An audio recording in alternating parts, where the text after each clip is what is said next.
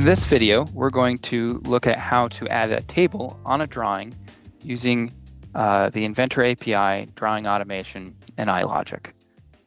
So here we have a drawing, and let's say we wanted to add a table to it. So I'm going to go ahead and open up my add table rule here and look at the code.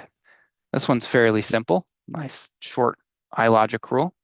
We're going to start once again with the usual suspects of grabbing the drawing document, getting our transient geometry object set up for creating points, and grabbing our active sheet. Next, we're going to need to use that transient geometry object to create a point of where we want to put our table. So here I've just kind of chosen some arbitrary dimensions here to pass in to get our table point. Next, we need to set up a column count of how many columns. So I'm going to just pick 3. Your table can be bigger. Now we need to make a row count. Now we always have to have at least 1 row in a table or else it'll get mad at us. So here I'm going to pick 4, and we need to then pick contents of what we're going to put in this table. To do this, Inventor takes an array of strings. So here you can see I'm setting up a variable that's contents, and this at the end means it's an array, and it's an array of strings because we're saying as string here. Now there's various different ways that you can instantiate or create an array of strings and populate it. Here I'm using this squiggly brackets, as I like to call them, to do it in line. So we set it equal to the squiggly bracket, and then we're just calling out different numbers.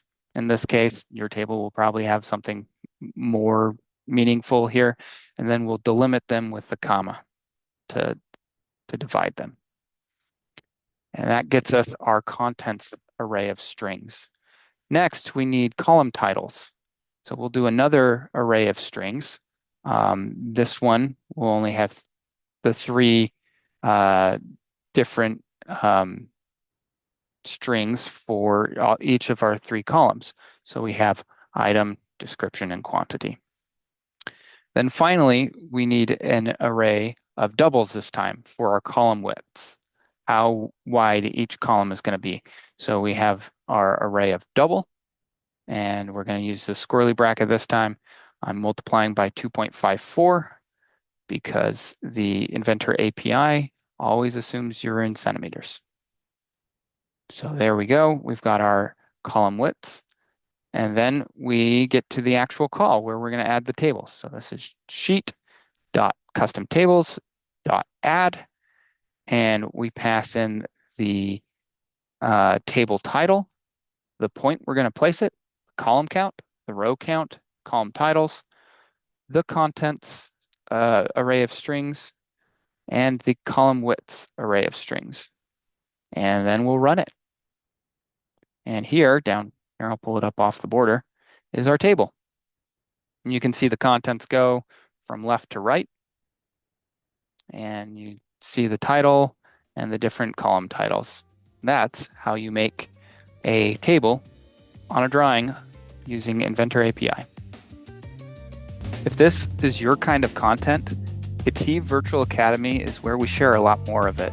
Live webinars, new releases, learning resources. We're pushing close to 40,000 people in the community, so come and join us.